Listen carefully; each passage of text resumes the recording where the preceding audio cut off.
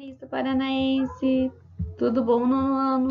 Espero que vocês estejam bem na casa de vocês, que vocês estejam se cuidando, lavando a mão, passando álcool em gel, evitando os contatos físicos.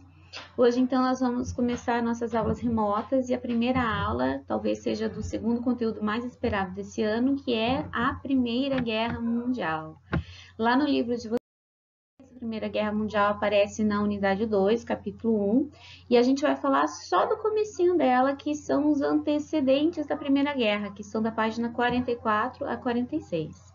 Não esqueçam depois, então, do vídeo de lerem o capítulo, grifarem as partes mais importantes e trazerem as dúvidas que ficarem para nós lá na Blackboard, tá bom? A plataforma de Blackboard já está com o nosso fórum de discussão aberto.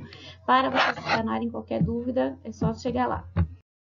Vamos lá. O que foi o conflito da Primeira Guerra Mundial? A Primeira Guerra Mundial, apesar de receber seu nome, foi um conflito que aconteceu em maior parte no território europeu. Ele contou com participação de países de todos os continentes, mas não de forma física. O Brasil, por exemplo, o Brasil não mandou nenhum tipo de tropa ou de soldado. Nós mandamos sim mantimentos e uma junta médica. Então a gente participou da Primeira Guerra, mas não teve nenhum combate da Primeira Guerra para esses lados, né? Assim como na Segunda Guerra também não vai ter para esse lado, mas a gente vai mandar tropas. A Primeira Guerra Mundial, ela foi muito diferente do que os europeus então estavam esperando ou que eles conheciam até então. Então, um bom exemplo disso é para vocês visualizarem é o filme Cavalo de Guerra. Sim, a professora vai dar spoilers do filme. No filme Cavalo de Guerra, a gente vê que ainda no começo da guerra se usava da cavalaria. Pô, a cavalaria era muito eficiente na época das guerras napoleônicas, porque você tinha aquele cavalo que te dava altura e que te dava força para você passar por cima do seu oponente. Mas agora, então é uma cena muito bonita do cavalo de guerra, onde você vê um oficial inglês que tinha comprado o cavalo, ele vem, aparece a cavalaria saindo assim do meio de um trigal, e eles vão atacar um acampamento do exército alemão. Só que, gente, os alemães tinham uma metralhadora. O que é o cavalo perante o uso de uma metralhadora? Então a gente vai ter cenas de violência diferentes de uma que já existia dentro das guerras, ou a gente vai ter o uso de tecnologias muito diferentes que os europeus não tinham nunca usado em uma guerra anterior, como os gases químicos ou até mesmo tanques de guerra e as metralhadoras. Uma que marcou muito essa Primeira Guerra foi o uso das trincheiras. Então ela foi uma guerra muito parada, não foi uma guerra de movimento, não foi uma guerra onde teve muitos conflitos diretos. Mas a gente vai ter um especialzinho falando das trincheiras na próxima aula. Se a opção de vocês for assistir Em Vez do Cavalo de Guerra, 1917, peço vocês então que prestem bastante atenção no uso das trincheiras, o que eram as trincheiras, o tamanho das trincheiras, porque isso é muito legal para a gente ir conversando. Então, a gente vai começar falando do porquê que a Primeira Guerra aconteceu. Quais foram os fatores que levaram à Primeira Guerra. Então, não é uma resposta simples, é uma resposta tripla, porque então nós temos três motivos principais para a Primeira Guerra. O imperialismo, os nacionalismos e a paz armada, juntamente com a formação dos blocos. Para quem não lembra muito bem do imperialismo, não vou explicar ele em si, mas eu vou dizer por que ele influenciou muito na Primeira Guerra. Olha que bonitinho. Esse é o livro de vocês do 8º ano. No capítulo 9, na unidade 9, no último capítulo do livro, fala sobre o imperialismo, tá? E a divisão da África. O que vocês precisam saber? Então, o objetivo do imperialismo era conquistar mais terras. O que é o imperialismo? O imperialismo, então, seria a conquista de novos territórios. O império começa como um reino, então é um país bem pequenininho, tem um rei, uma monarquia normalmente, e esse reino vai expandindo, vai conquistando mais territórios além do seu inicial, ele se transforma num império. Qual é a vantagem de você ter mais terras, de você conquistar mais territórios? Simples, pessoal, vocês vão ter mais matéria-prima, então vocês vão ter mais riquezas, vocês vão ter mais pessoas que servem tanto para mão de obra como para pagar impostos, e você vai ter também mercado consumidor, pessoas que vão comprar, então você vai ter um comércio muito forte, você vai ter uma troca de mercadorias e de riquezas muito grande. Os países europeus, no final do século XIX e início do século XX, todos eles, então, estavam passando por esse processo de se tornarem grandes impérios, de conquistarem muitas terras. E essas localizadas principalmente no continente africano e no continente asiático. Então, aqui vocês podem observar esse mapa, que é a divisão das terras dos países, quem possuía que terra o quê. Se vocês repararem, existe uma corzinha específica que está em mais destaque que as outras. Então, eu vou pegar a minha canetinha vermelha aqui e vou circular para vocês o Reino Unido, que é a Inglaterra. Então, a Inglaterra, no começo do século XX, era a maior potência mundial. Então, a gente consegue perceber isso também pela quantidade de terras que ela possuía. Ela tinha terras na África, como o Egito, a África do Sul, aqui no meio tem mais um monte de terrinha laranja. Ele tinha territórios na Índia, na Ásia, como a Índia. Ele tinha aqui na Oceania a Austrália. Você não vai conseguir enxergar, porque deve estar atrás de mim, mas aqui do cantinho vocês têm a Nova Zelândia. Então, todos esses territórios pertenciam à Inglaterra. Isso fazia com que a Inglaterra, então, fosse uma das superpotências mundiais, a superpotência mundial da época. Agora, você vai reparar que outros países tinham menos territórios. Então, por exemplo, a Alemanha. A Alemanha, se a gente olhar nesse mapinha, ela não tem muitos territórios. Ela vai ter aqui Camarão. E vai ter mais 1, 2, 3 territórios. Vou fazer aqui circulinho. São 3 territórios que pertenciam, então, à Alemanha. E não eram territórios muito ricos, não eram territórios tão grandiosos. Tá, professor? O que isso tem a ver com a guerra? Tem a ver que todos os países europeus tinham interesses em enriquecer.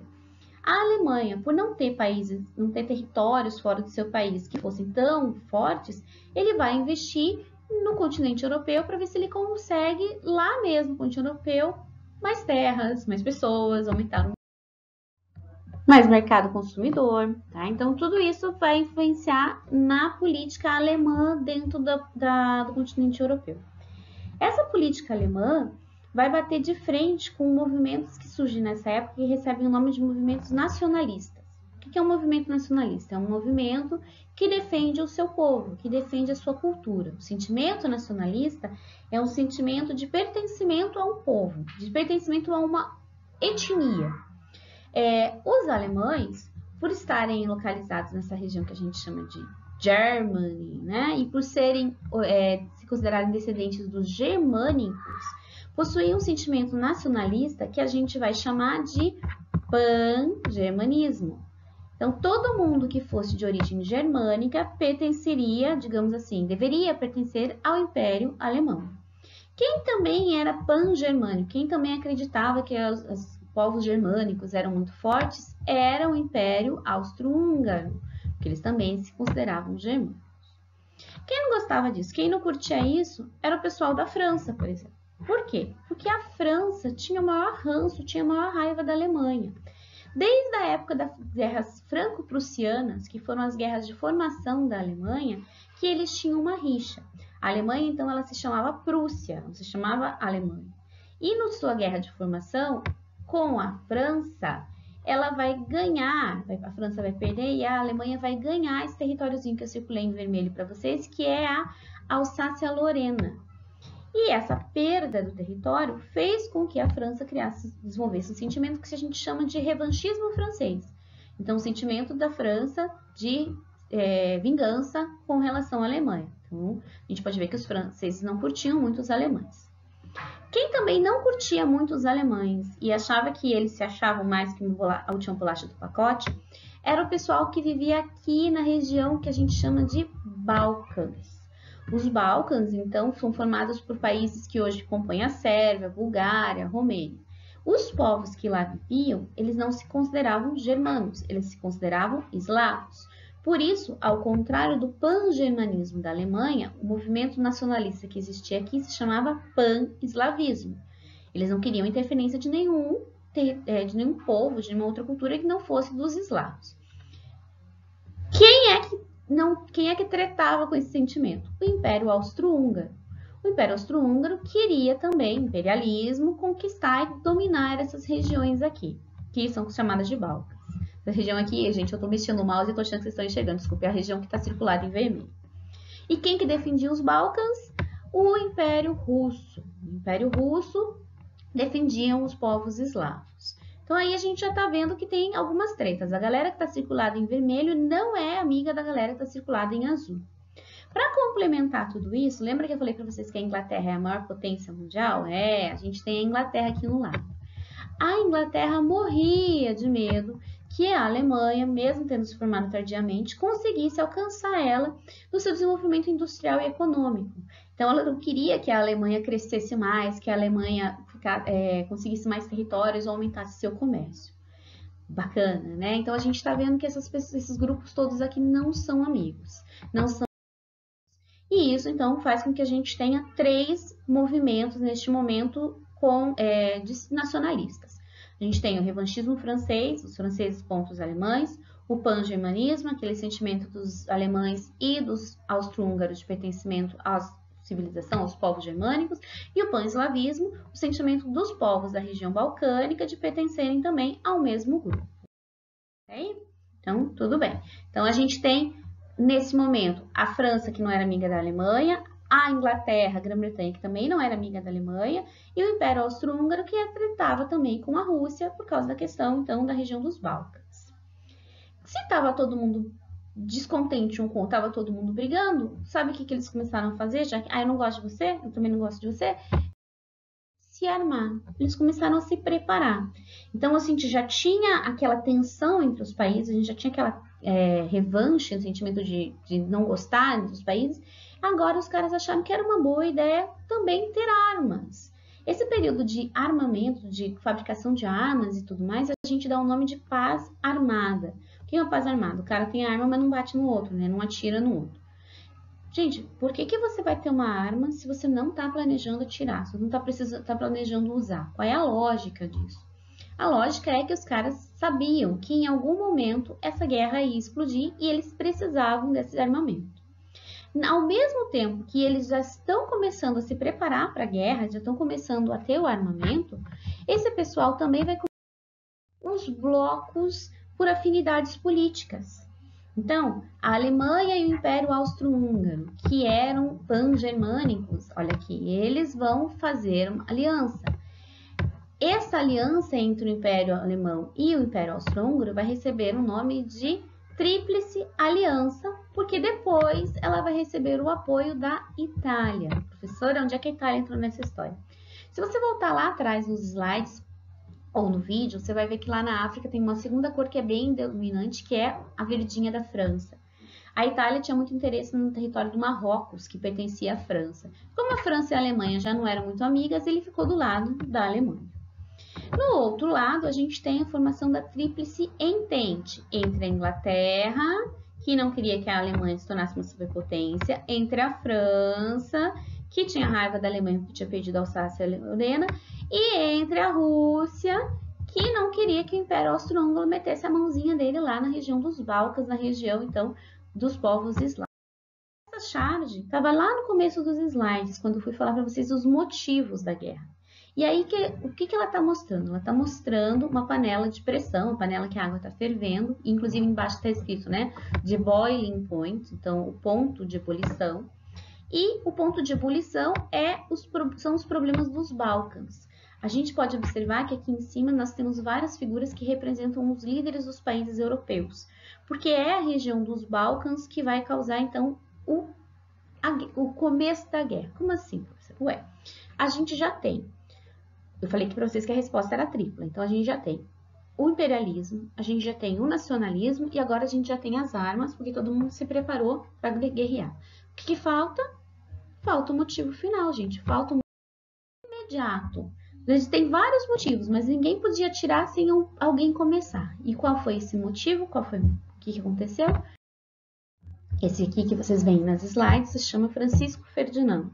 O Francisco Ferdinando, ele era herdeiro do trono austro-húngaro. Por um motivo político, o Francisco Ferdinando foi visitar Sarajevo, a capital da Croácia, que fica exatamente na região dos Balcãs, aquele pessoal que não queria interferência do Império Austro-Húngaro na sua política. Lá, o Francisco Ferdinando teve a brilhante ideia de dar uma voltinha, sair do hotel dele para fazer um passeio. Ocorreu a explosão de uma bomba, ele resolveu dar meia volta e voltar para o hotel dele, quando ele acabou cruzando o caminho que pertencia a um movimento terrorista chamado Mão Negra, e essa parte chamava Gravilo Príncipe. O Gravilo Príncipe deu 2 tiros no Francisco Ferdinando e na esposa dele, na princesa Sofia, e morreram. O Gravilo Príncipe, ele era sérvio, ele pertencia então àqueles povos eslavos. Quando o Gavrilo Príncipe assassinou Francisco Ferdinando, que era do Império Austro-Húngaro, o que aconteceu? Isso mesmo. O Império Austro-Húngaro declarou guerra à Sérvia. Quem foi que saiu do lado da Sérvia? O Império Russo. E quem que era amigo da Rússia? A Inglaterra. Quem que era amigo do Império Austro-Húngaro? A Alemanha. Então, os blocos que já tinham sido montados se aliaram e declararam guerra um para o outro. Em questão de um mês, estava declarada a Primeira Guerra Mundial. O assassinato do Francisco Ferdinando não foi o motivo da Primeira Guerra, ele foi o motivo imediato. Existiam todos aqueles outros motivos que eu falei para vocês anteriormente, mas esse foi o principal. Então, eu espero que vocês tenham entendido. Leiam um livro, vão na Blackboard postar as dúvidas, se cuidem, tá bom, gente? Eu vou ficar esperando vocês por lá. Manda beijo pro pai e pra mãe. Chama eles para assistirem Cavalo de Guerra ou 1917, ou os dois, né? Já que a gente está em casa, faz uma sessão pipoca. E depois me dizem a opinião de vocês. Um beijo, se cuidem. Até a próxima aula.